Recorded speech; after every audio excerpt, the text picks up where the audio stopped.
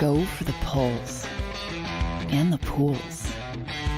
Go for the oohs and the ahs. Go for the bubbles and the bubbly. Go for the story and the stories. Go for the win. Go to Ocean Casino Resort. Book your trip at theoceanac.com.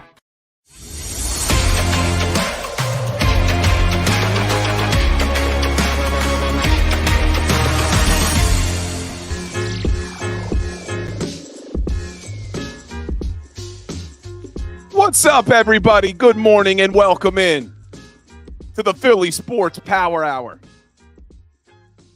on the official day of the NFL legal tampering window, opening up at 12 o'clock. I feel like a little kid on Christmas Eve, going to bed for Christmas morning.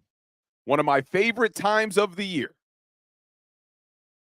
Outside of the games themselves, obviously, this is one of my favorite times of year as a football fan. Because now we can officially close the book on the 2023 season and the way it ended and everything we disagree about. Who was at fault? Who should have been fired? Done. Time to look forward now. Time to get excited with the Philadelphia Eagles sitting here with $43 million. $43 million to spend today. Let's see what Howie Roseman does. So obviously we're going to spend a lot of time talking NFL free agency as we get ready for the legal tampering window. And then a lot of news over the weekend. We know Brandon Graham has decided to come back for another year. We know Fletcher Cox, as expected, is hanging them up. And now reports that not only are the Philadelphia Eagles accepting calls on their one starting edge rusher, Haason Reddick, they're accepting calls on their other starting edge rusher, Josh Sweat. So what does all of that mean for this Philadelphia Eagles team? Should be a fun couple days. It should be a fun couple days. That is for sure. But we're going to dive into everything. We'll do a little Sixers. Little Flyers as well. So let's get a roll call in the chat. We're streaming live on JAKIB Sports. We're also live across all my social channels. Bill Colarulo, Philly Sports Talk. We're here live on TikTok. What's up to my TikTok crew checking in? Appreciate all of you. But let's see who's in the house today. I see a lot of people checking in. Right out of the gate, my man, Wine Niners Wine. Appreciate that. Says I'm crushing it on 97.5 The Fanatic. I appreciate that. Flexing and stepping in the house. Bry Guy. Adams Exploits. Jim G. Chwiz. Solvane. Thaddeus. Rob. David Laprati. Decoy Gaiman. Mike Fittery. Matt Beach. Big Willie in the house. Who else we got? James Jones. Bobby Murphy. Isaiah. Man, there's a bunch of people checking in today. I apologize if I missed you, but I'm happy you are here. Let's get some people checking in on TikTok as well. Diego in the house. See a lot of people checking in today. Everybody's interested again. And there's my girl, Bridget Tobin. Always checking in. Biggest fan. All right, let's talk about Fletcher Cox. Probably the biggest news from the weekend. Fletcher Cox has decided to hang him up and retire. This was something we all expected. The way the players were talking, the way Jordan Davis was talking after the season, we knew Fletch cleaned out his locker. So we were kind of expecting this. But let's reflect on his career because Fletcher Cox, one of the best defensive players to ever wear a Philadelphia Eagles uniform. And I think sometimes as football fans, we don't appreciate the defensive tackle position because the defensive tackle sometimes isn't the ones making all the big plays. Not the guy making the sacks usually, although Fletch was able to do that. Not the guy who's really stopping the run. Sometimes the defensive tackle's job is to take on all the blockers to allow your linebacker to make the plays.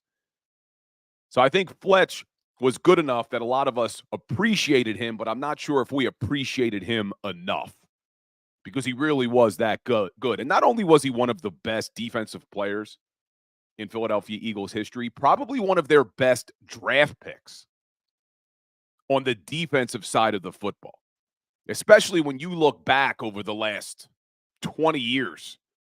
Eagles haven't done a great job drafting defensive players. That's something they've severely lacked, is drafting defensive players. So when you look at Fletch, one of the best draft picks they've ever had. So he plays 12 seasons, gets drafted in 2012, first round, number 12 overall. Just like Jason Kelce gets the phone call from Big Red Andy Reid. He plays 12 seasons. Obviously, the biggest season, 2017, Super Bowl 52 champ. But he was a 6-time Pro Bowler, most ever by a Philadelphia Eagles defensive tackle, 4-time All-Pro, the All-Decade team in the 2010s for the NFL. Played 188 regular season games, the most ever by a defensive tackle in Philadelphia Eagles franchise history. Third most ever, third to only Jason Kelce and Brandon Graham.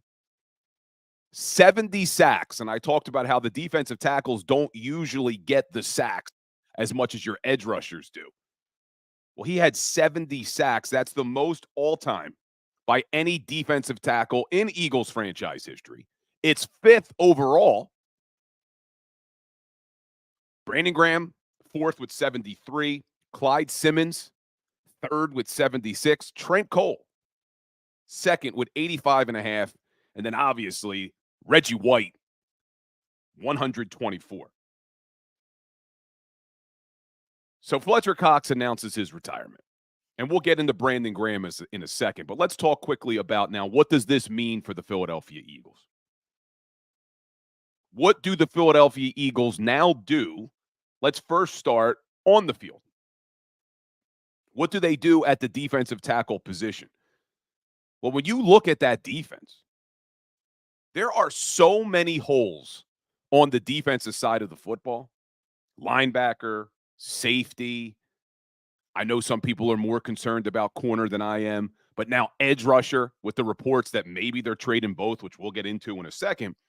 But the one position that I don't worry is defensive tackle. That's the one position where Howie Roseman has actually done a decent job of drafting.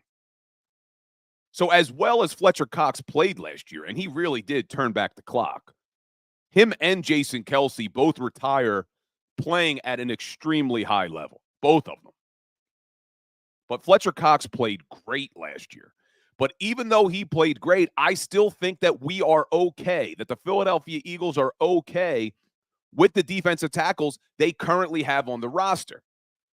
And I see people talking about Eric Armstead, who's going to be released from San Francisco. And let's digress for 1 second. This is what I was talking about. If you were here, you watched the show, you follow me a couple of weeks ago, after the 49ers lost the Super Bowl in devastating fashion, I told you that the window for the 49ers is closing, and I couldn't enjoy it more because they are in a really tough spot with the cap. And I had all these 49ers fans coming out after me. Oh, we're carrying over all this money. It didn't matter. Even carrying over all that money, even with the salary cap going up, you were still in cap hell with negative $238,000. Philadelphia Eagles, $43 million. The 49ers, negative $238,000. So this is what I was talking about. So now they had to cut Eric Armstead. They're going to have to figure out what they're doing with Brandon Ayuk at wide receiver. You guys are in trouble. Where's my 49ers troll that's always here in the chat? Where's he at? So this is what I was talking about, but I don't want Eric Armstead. Listen, if you listen to Howie Roseman, and I want to talk about this again when we talk about Josh Sweat and Haason Reddick. When he spoke at the Combine a couple of weeks ago now, everybody assumed that he wasn't giving us anything. Everybody assumed that, oh, it's just Howie Roseman being Howie Roseman. He didn't give us anything. Big Sills on the show was saying basically he was mumbling. Well, maybe, just maybe, Howie Roseman was actually telling us the truth. Because if you go back and you listen to what Howie Roseman said, he talked about wanting to play young players. He went as far as even saying, when the coaches look at the depth chart, they may be a little bit uncomfortable because the guys that are going to be there may not have done it before, but we have a lot of faith in those guys because we drafted them. I think he meant what he said. And when you look at the defensive tackle position, I think the guys who are going to fill the void of Fletcher Cox are already here. We know Jalen Carter has the potential to be an absolute stud in this league. We saw it for about the first 3 quarters of the season before he hit the proverbial rookie wall. But I'm okay with the D-tackle position because you have not only Jalen Carter, you have Milton Williams. And we'll talk about Jordan Davis in a second. But Milton Williams is a stud, in my opinion. I think we've seen Milton Williams get better every single season. Now, he's a guy they have to extend. He's in the final year of his deal. He's eligible for a new contract because he's played 3 full seasons in the NFL. He's still only 24 years old. Milton Williams will not be 25 until April. And I think that kid is an absolute stud in this league. And that may be the only thing that me and Big Sills agree upon is that Milton Williams is a really good defensive tackle. So me and Big Sills disagree on a lot, but we agree on Milton Williams. So I'm expecting a big role for Milton Williams next season now that Fletcher Cox has called it a career. I got people on TikTok coming after me, 49ers fans. I don't care that Eric Armstead's missed a bunch of games. That's not what I'm talking about. What I'm talking about is this is what you're going to start to see in San Francisco because your cap is an absolute mess. So you're going to have to start getting rid of players. You can't pay everybody. Brock Purdy's going to be eligible for a new deal after this season. So enjoy it. Enjoy the window closing because we're going to enjoy watching it. But I'm excited for Milton Williams. I'm excited for Jalen Carter next year to step up. But there's also other guys on this roster. I know Jordan Davis is a player that a lot of people are out on. I'm not one of them. I still am hopeful that Jordan Davis, who is only 24 years old himself, he won't be 25 until when the season's ending in January. So I think sometimes we're too quick to write off players who are young. So you have Jalen Carter, Milton Williams, Jordan Davis, and there's 2 other guys that are nice depth pieces that can play. Marlon Tuipulotu, we saw him make some plays. And you have Moro Ujomo, who was the 7th-round rookie last year. So I think the defensive tackle position is the one position on that defense that shouldn't be a question mark in the offseason. Now, do they pick up a player? Maybe. But that shouldn't be the priority. The priority should not be defensive tackle. That's where we're fine. Now, let's stick with the defensive line for a second. Because even though we are fine at D tackle, in my opinion, what the hell are they doing on the edge?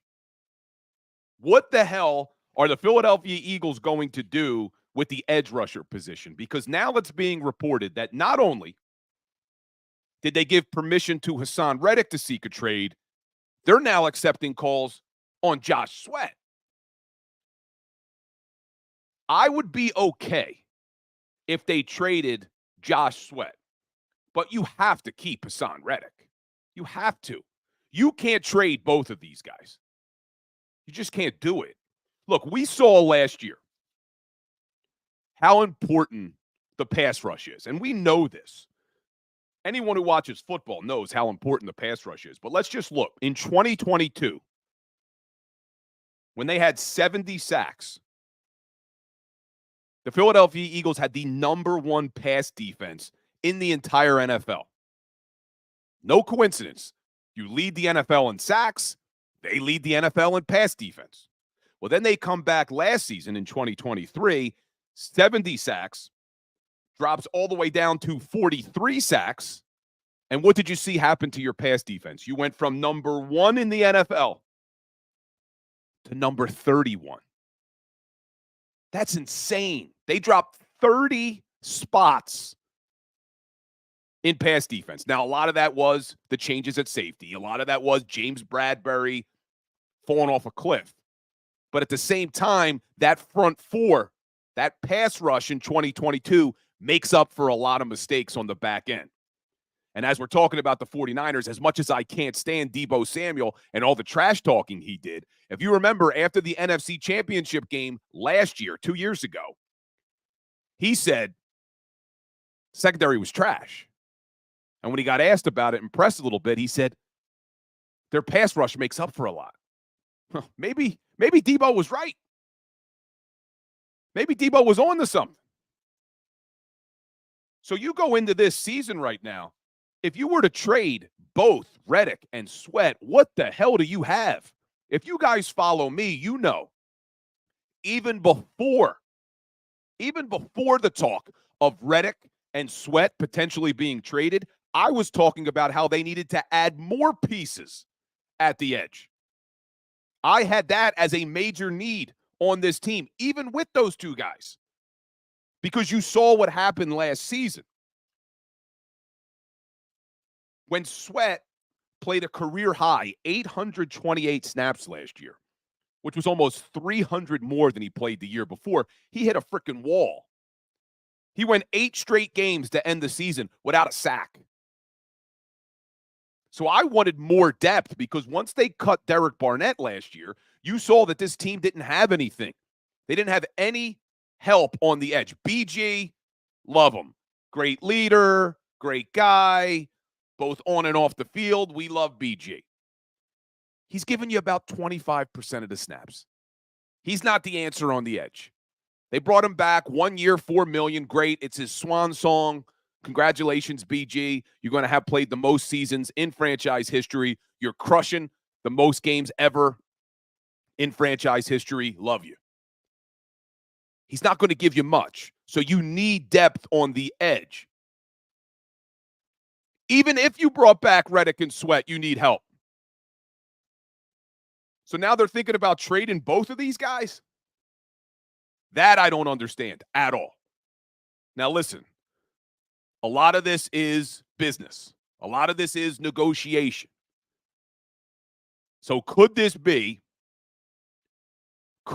just be, hey, Reddick, go out there, see what you're worth, come back, we'll figure something out. I'd actually feel pretty good if they brought back Reddick and they traded Josh Sweat. Now, Josh Sweat's only 26 years old. He'll be 27 the end of the month. He looks a lot older. He drags that leg around, man. Seth Joyner says it all the time. If he didn't have that knee injury, that Josh Sweat would probably be the best pass rusher in the entire NFL. But even though Josh Sweat's only going to be 27 at the end of the month, I think he's playing a lot older. You saw him hit a wall last year when he played 800 snaps. And that's not the first time that we've seen Josh Sweat go stretches without sacks. I went back and looked.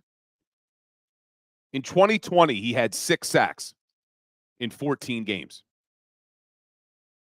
9 out of 14 games, he didn't have a sack. He went 5 games in a row without a sack in 2020. 2021, he had 7.5 sacks. He went 10 games without a sack, 4 games in a row. 2022, 11 sacks. Career year last year for him. I keep saying last year, 2022, because now we can refer to 2023 as last year. But 2022, he has 11 sacks in 16 games. In half the games, 8 out of 16 games, he didn't have a sack. He went 5 games in a row without a sack. And now this past year, 2023, the last 8 games of the year without a sack. You can't have that from one of your best edge rushers, especially when you played 828 snaps in 17 games. You only have 6.5 sacks and you go 10 games out of 17 without a sack. So I would be okay if they traded Josh Sweat. And the other issue, too, when you look at the contract, Josh Sweat's in the final year of his deal. So his cap hit also jumps because pretty much every single contract Howie Roseman does goes up in the end. So you look at Josh Sweat's contract. In 2023, he was a $5.8 million hit. That jumps to 9.1. But here's where it gets hairy. If you do anything pre-June 1st, it actually costs you more money. It would have a $14.5 million cap hit. Post-June 1st, you're saving $4.5 million on the cap. So same thing with Reddick. Final year of his deal, you're not saving a lot of money if you move on from him pre-June 1st. It's got to be post-June 1st. So I think if they do anything with either one of those guys, the contract that gets structured at the new team, because there's no way either one of these guys is probably going to a new team on a trade unless a new deal is entered into, because they're both in the final year of their deal. So maybe you get some cap relief. But I'd be okay trading Sweat, but I think you have to keep Reddick. And when I talked about Howie Roseman maybe meaning what he said at the combine when he was talking about young players, and maybe a player who hasn't proven it yet, Nolan Smith jumps right up to the top. Because he was even asked about Nolan Smith, and he said, he's one of the guys I mean when we talk about playing our young players. And then he went on to talk about how good Nolan Smith looked in that playoff game. So do the Philadelphia Eagles think that Nolan Smith is ready to step up and be one of the starters on the edge? Because that's how it's looking to me. If you're considering trading Haason Reddick, you're considering trading Josh Sweat, and you're taking both of your starting edge rushers from last year, I'm starting to see the writing on the wall here that maybe your starting edge rusher next year, one of them, is Nolan Smith. And as high as I was on Nolan Smith coming out of college, and even though I'm not ready to rule him out, I don't feel comfortable going into this season with Nolan Smith as one of the answers on the edge. A depth piece, a rotational piece to see what he's got, and maybe he grows into a stud edge rusher in this league. Yeah, I'm all for it. I'm not giving up on him. But you can't go into this season with Nolan Smith as one of your starters and thinking that that's going to be the answer. We've seen this movie before. They did this with Nakobe Dean, where we only saw Nakobe Dean in his rookie season 34 snaps. And then the Philadelphia Eagles put all of their hopes at linebacker on Nakobe Dean. I was saying it all damn offseason. You can't do that. We don't know what we have in Nakobe Dean. You can't do that. You can't rely on him. Just like I'm saying with Nolan Smith. I wasn't ruling out Nakobe Dean. I had hopes he was going to be a good player. But you can't rely on a guy that you haven't seen perform yet. And then you look at Nolan Smith, similar situation. Now, he played a little bit more than Nakobe Dean. Nakobe Dean played 34 snaps his rookie season. Nolan Smith played 200 snaps last year. And even though there were some signs, and I say some, and I'm using that kind of liberally here because I think there was a lot more to be worried about than to be excited about. So although there were some signs that Nolan Smith can step up and grow into being a very good edge in this league, I didn't see enough that you can go into this season and say, yeah, let's have him as a starter. Now, free agency kicks off today. Legal tampering kicks off today at 12 o'clock. So we're going to dive in because there are other reports of edge rushers that the Philadelphia Eagles may be interested in, and we'll talk about it. But the problem I see is I think you needed one of these edge rushers even if you brought back Reddick and Sweat. You needed one of these edge rushers. So I can't imagine them going out, trading Reddick, trading Sweat, and signing two big-name edge rushers. So I'm starting to believe that what Howie Roseman told us at the Combine, although we all wrote it off as he didn't tell us shit, that he was actually tipping his hand a little bit about what their plan is and that they're going to lean on a lot of young guys that they drafted because they believe in them in 2024. So when we get back, we'll talk about some edge rushers that are being reported that the Eagles may be interested in when the legal tampering period kicks off today at 12 o'clock. Also want to talk about some other positions that I think they may be targeting in free agency, and then we'll revisit the whole Saquon Barkley rumor that doesn't seem to be going away. We'll talk about that as well. So should be an exciting few days. Let's hope. Oh, I'm sorry. Did I curse? Roast Pork Italian said his son's watching. I apologize. I never curse on this show. Oh, I said S-H-I-T. My apologies, Roast Pork Italian son. Don't use language like that. I'll keep it PG. My apologies. I usually don't do that. But when we get back, we'll jump into some free agency. We'll talk about the Barkley rumor that doesn't seem to be going away. And then we'll do a little Sixers, little Flyers. And I'll give you, like we do every Power Hour today in sports history. So hit that like button for me. Stay tuned. We'll be right back.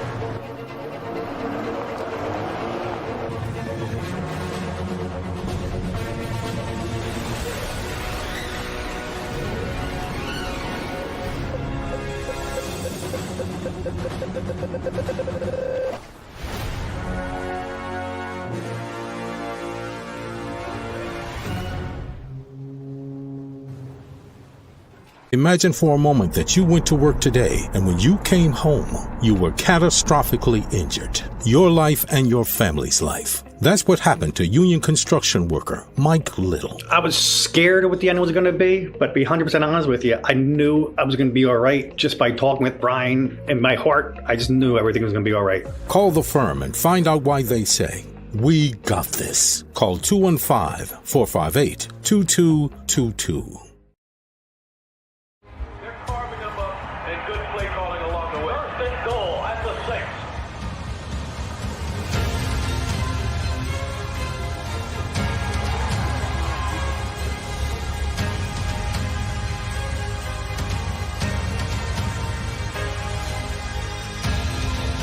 Field of life, First Trust Bank is there for you.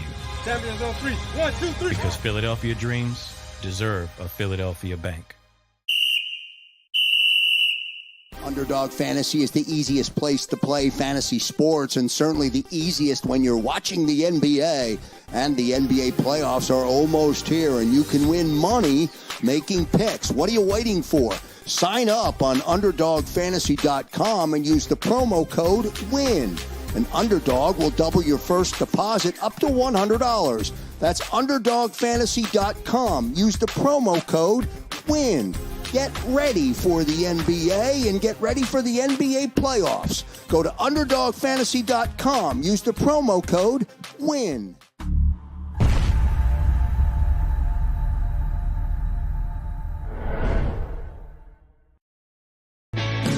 Hi everybody, my name's Jason Lombardi. I'm an inspector at DryTech. At DryTech we offer three major services, the first one being basement waterproofing.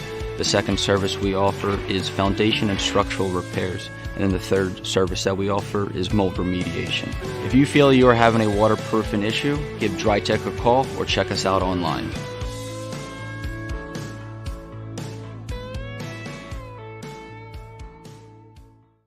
Do you stream on a Roku, Fire Stick, Google TV, or Apple TV? Now you can watch 6ABC 24/7 with the 6ABC Philadelphia streaming app. And the big story on Action News? Search 6ABC Philadelphia and start streaming today.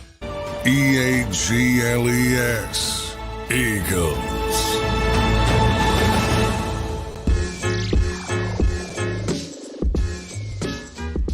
What's up, everybody? Welcome back in to the Philly Sports Power Hour. We take the break on YouTube. We were still live on TikTok getting some questions. So a lot of people on TikTok talking about the Saquon Barkley rumor. We'll get into that. because that rumor doesn't seem to be going away. Depends on who you ask. Some people are saying that it's not accurate. Others are saying it is accurate. I've reached out to a few people who are telling me it is accurate, that they are interested in a Saquon Barkley, which makes sense. But we'll talk about that. First, I want to talk and continue our conversation about the edge rusher position, because I just can't believe, and I'm still not believing that they would trade both of these guys. Maybe I will be wrong. Maybe they turn around and they do, in fact, trade Haason Reddick and Josh Sweat. That would shock me. That would absolutely shock me, because I know there are a lot of people, and I just did a video about this on my Instagram and my TikTok. Make sure you're following. And on Twitter. And I had people commenting saying Eagles are going into a rebuild. I'm not buying that at all. I'm not buying that this team is entering a rebuild.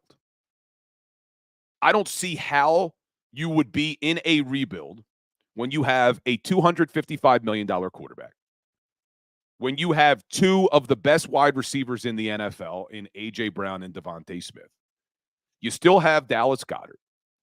You still have one of the best offensive lines. I know it takes a big hit losing Jason Kelce, but you still have Jordan Mailata, who I'm expecting him with another year at Stoutland University to be even better next year. You still have Lane Johnson, one of the best right tackles in the NFL. You have Landon Dickerson, Pro Bowler, at left guard. And you have Cam Jurgens, who's going to move over to center, which is his natural position. And I think a lot of people are going to be pleasantly surprised with Cam Jurgens at center. So really, you have two holes on offense. Right guard and running back. Yeah, they need to upgrade wide receiver 3. You can do that. Yeah, I'd like to see a backup tight end. Reports are they're going to let Jack Stoll explore free agency. Who cares? So I don't see how you're rebuilding when you have an offense that good. Now, I would say if you were in a cap situation like the San Francisco 49ers are, where they're negative right now going into free agency, okay, because now we really can't rebuild that defense. They have $43 million to spend. So how are we in a rebuild when you have pretty much your entire offense coming back? You have $43 million to spend to build your defense back. You brought in Kellen Moore as an offensive coordinator. You brought in Vic Fangio as a defensive coordinator. So I'm not buying that this is a rebuild at all. And I see Ringo Island saying total rebuild because he's talking about the defense.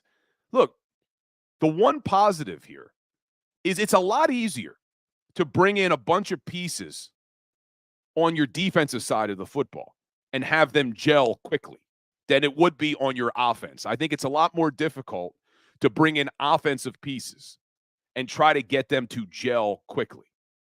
It's not as hard on defense. Like, let's look at what their needs are. So I just told you I'm okay with the defensive tackle position.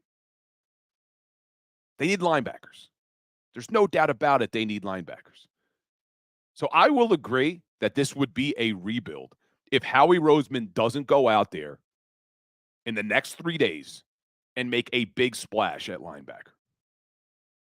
Same thing with safety. They need a safety. But if this team this week is able to get, I'm going to give you my dream scenarios, and you know this if you follow the show. If they were able to get Patrick Queen at linebacker, Xavier McKinney at safety, and maybe a Bryce Huff on the edge, and you kept Haason Reddick, I'm good.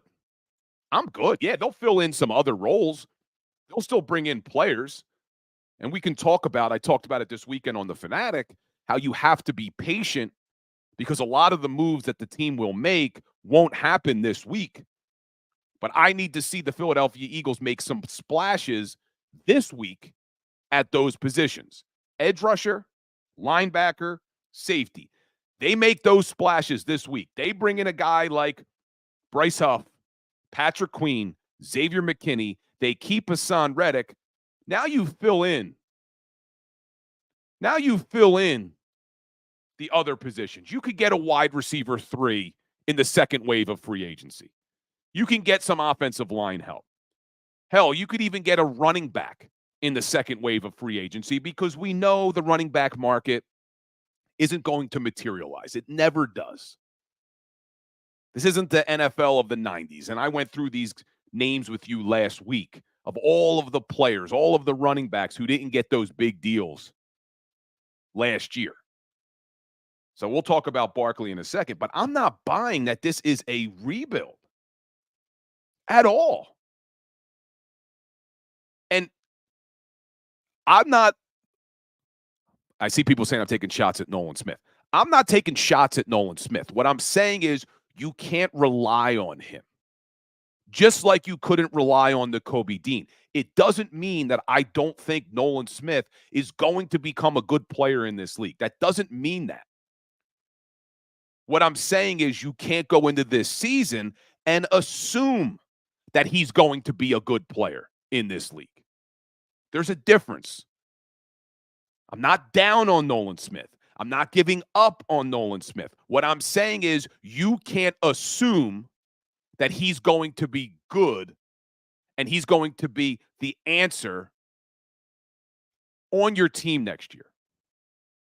So let's look at Bryce Huff because he's a free agent name that I keep hearing the Philadelphia Eagles may be interested in.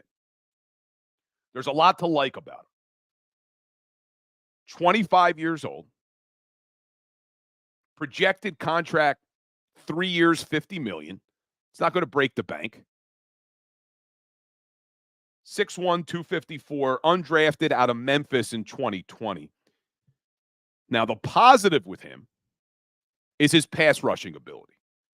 The negative with him is his run stopping ability. He's also had some injuries. Now, last year he bounced back. He played all 17 games. But you look at 2022, only 14 games. 2021, only 9 games. His rookie season, only 14 games.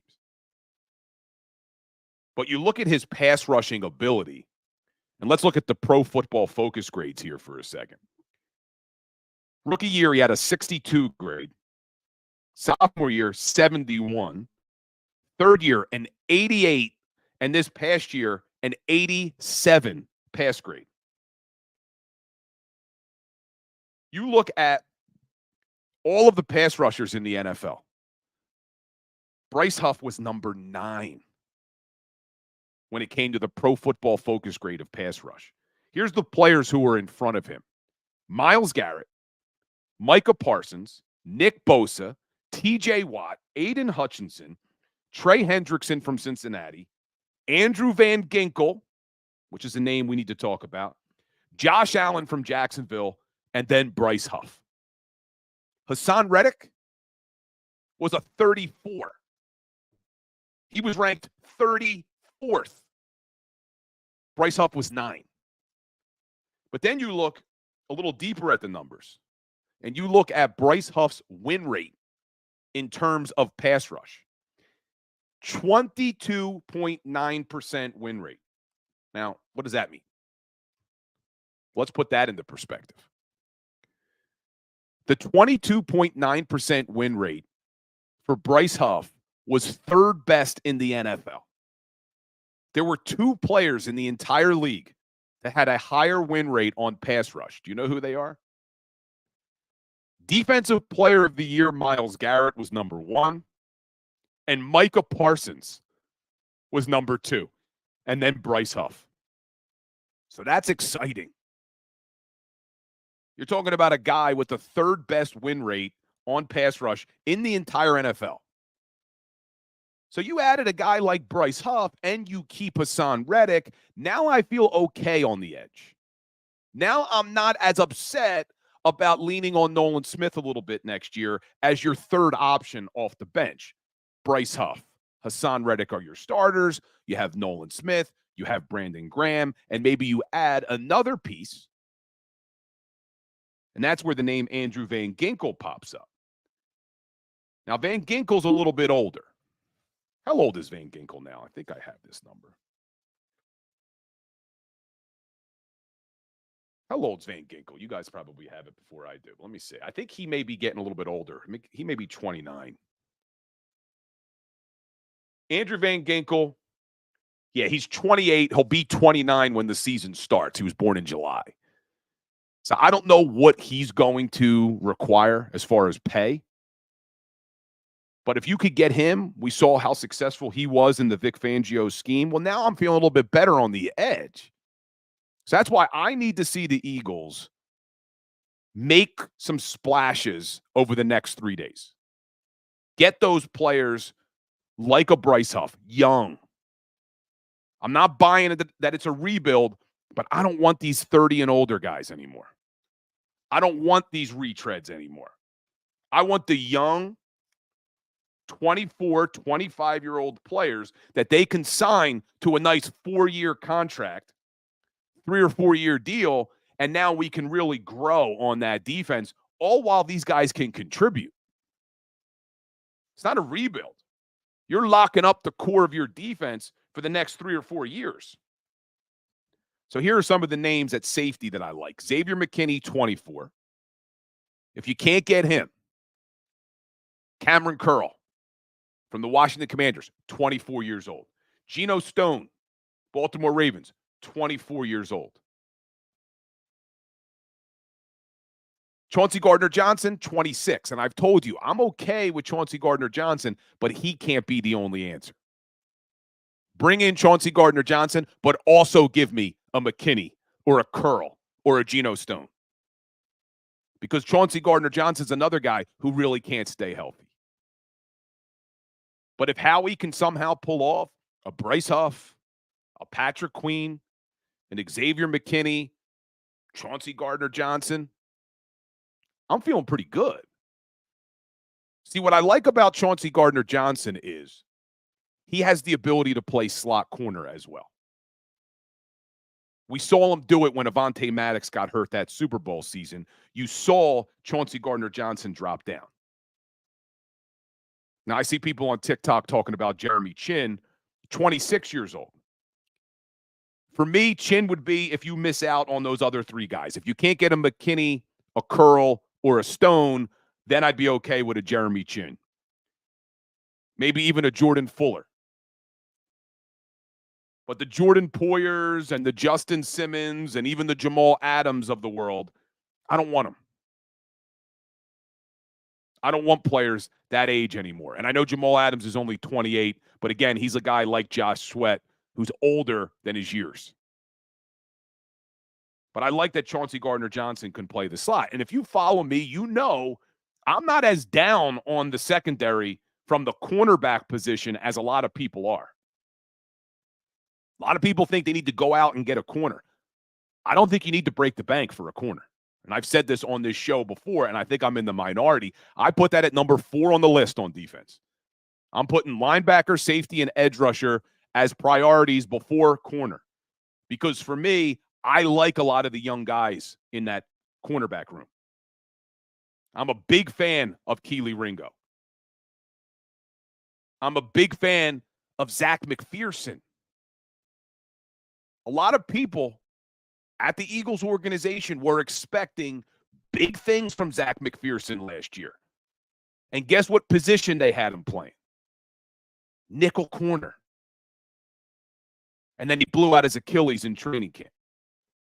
So you have Keely Ringo, you have Zach McPherson, and you have Isaiah Rodgers, who I keep telling you about was one of the best corners in the league in Indianapolis the year before he got suspended. I don't think I have his Pro Football Focus grades in front of me now. I had him before. But Zach McPherson, Isaiah Rodgers, Keely Ringo, and you still have Darius Slay. So for me, I'm okay with the corners. Just looking to see if I have those numbers. I may not have them in front of me, but Isaiah Rodgers, hold on, I think I have them over here. I gave them to you last week. Here we go. Isaiah Rodgers in 2022, before he was suspended for the 2023 season, He had a grade of 82.1. There were only 4 corners in the entire NFL with a higher Pro Football Focus grade. Sauce Gardner, Patrick Surtain II, Jalen Ramsey, and Duke Shelley. That's it. And I know a lot of people are floating this, that Isaiah Rodgers is going to play slot corner, and I've talked to John McMullen about it. John McMullen said the only reason he didn't play slot corner in Indianapolis is because they already had one. But I think Isaiah Rodgers could be your starter on the outside. So now you have 3 potential starters at outside corner, because Isaiah Rodgers has primarily played on the outside. He's never played in the slot, like ever in Indianapolis. So now you have Darius Slay, you have Keely Ringo, you have Isaiah Rodgers, and you got Zach McPherson coming back. You still have Eli Ricks, who battled last year and showed us some things. So I'm not buying that that's a need on this team. Do you maybe get some depth? Sure. But I'm okay with the cornerbacks. Isaiah Rodgers is essentially like picking up a free agent. See, that's the thing that people forget. Just because they got him last year and he was suspended, if they went out and news got reported today that the Philadelphia Eagles signed one of the best cornerbacks in free agency, Isaiah Rodgers, everybody would be excited. It's essentially what they already did. They got him last year. I get on Howie Roseman for the way he built this defense last year, but that was a great move. So I'm okay with the corners.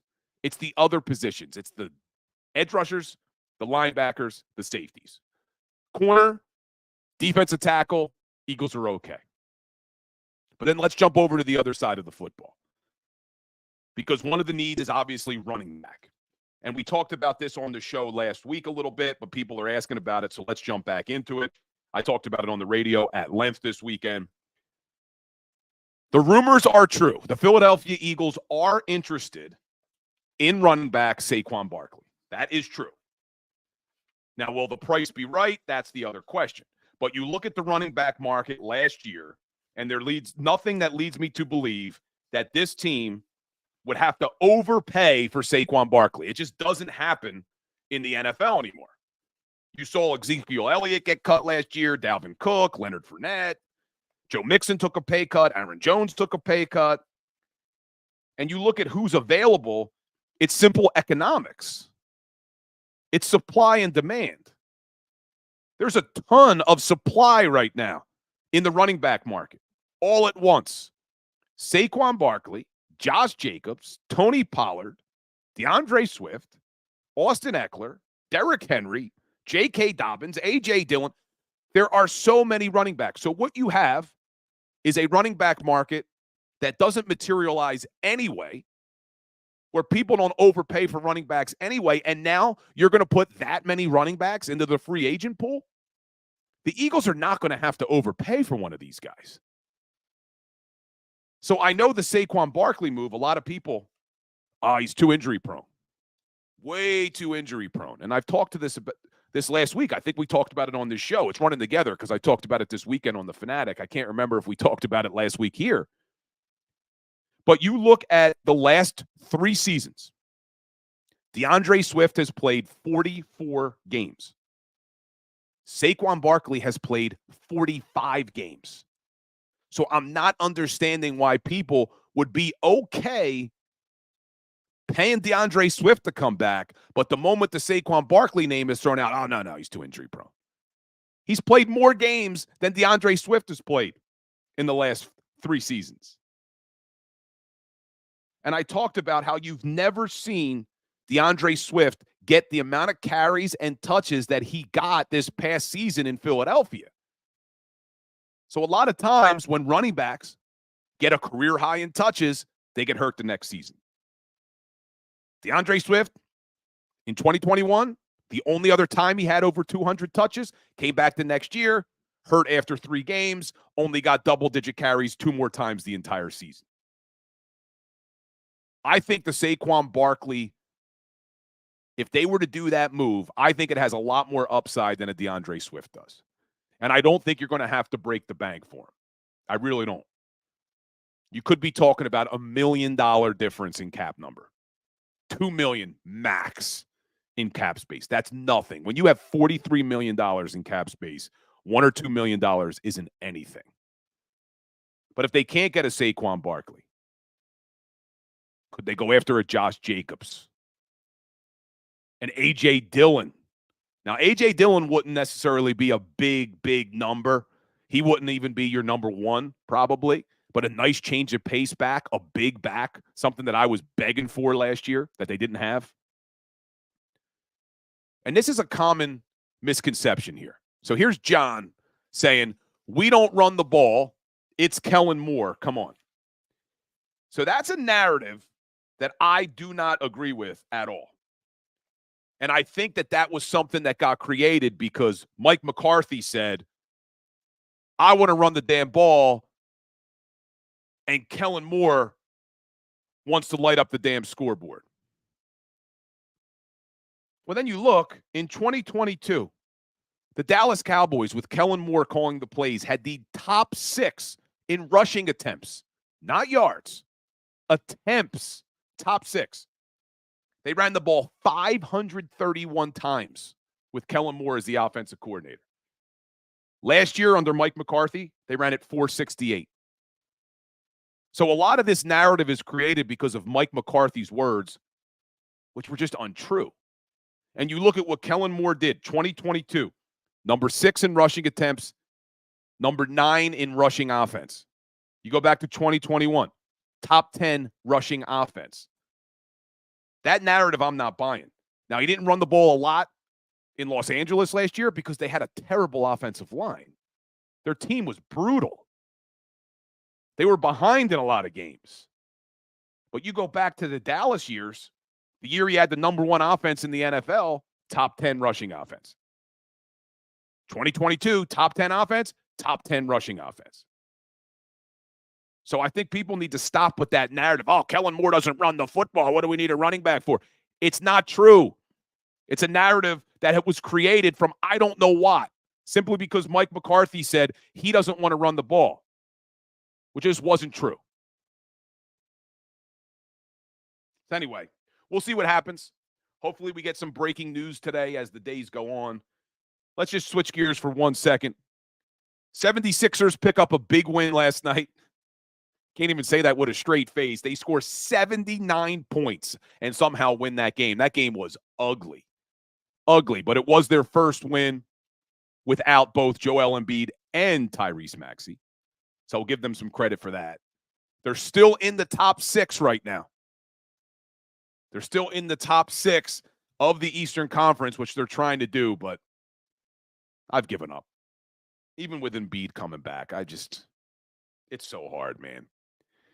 Then you got the Flyers, who were on a strong push to make the playoffs. The trade deadline came and went. They didn't really do much. They kept the core together. They didn't trade Scotty Lawton, which was something a lot of people were concerned about. They obviously didn't move on from Sean Couturier, who's their captain. But they come out of the trade deadline. We're all excited. They're on their playoff run, and they get crushed in Tampa. 7-0. But when it was 4-0 in the first period, John Tortorella gets tossed after complaining about a bad call, a couple bad calls, actually. And then he gives the Wolf of Wall Street, I'm not leaving. So now John Tortorella has been suspended for 2 games and fined $50,000. So, I don't know. We'll see what this does for the team. Sometimes team sees that their coach has their back like that. Maybe they come out and bounce back in a big way. I think they're back in action. When are the Fly Guys back in action? Because every one of these games matters right now for the Flyers, man. They're in that strong push to make the playoffs, which I can't wait for.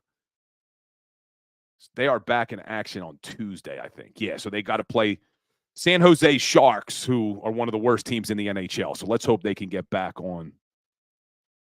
in the winning column. Because you look at the playoff race right now, Fly Guys still sitting at number 3 in the Metro with 74 points, but the New York Islanders with 2 games in hand are only 2 points behind them. So that's going to be a tight race. And then in the wild card, they would be tied right now with the Tampa Bay Lightning for the top wild card spot. So it's a tight race. These games matter. These games matter. I want playoff hockey back. So we'll see, but they're exciting to watch. And I see people asking for a round 2. Let Big Sills know in the chat today when you're there. Tell him I want a piece. Tell Big Sills, Big Bills wants a piece. And him and I can go at it again because we don't see eye to eye on a lot of things these days. So you tell him in the chat, Big Bill wants a piece of Big Sills. So keep you updated on that. But as we end every Philly Sports Power Hour with a little Today in Sports History, March 11th, 1986. Ooh, flexing and stepping coming after me. But March 11th, 1986, NFL Instant Replay was officially implemented for the first time.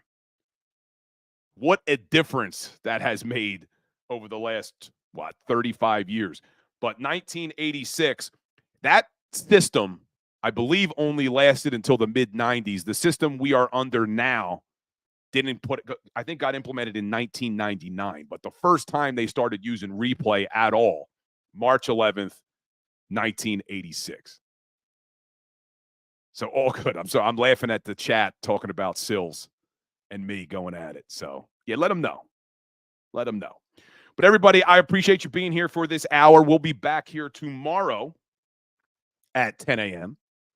Unfortunately, no Legal Hands to the Face show tonight. I'm actually going to be on the best show ever for 97.5 The Fanatic with Ricky Batalico from 2 to 6. So I won't be able to make it back in time to do Legal Hands to the Face.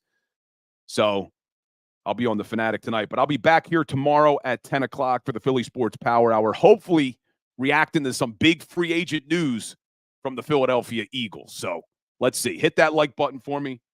Hit that share button for me. And I'll talk to you tomorrow, 10 o'clock, right here on the Philly Sports Power Hour. And as always, go Birds.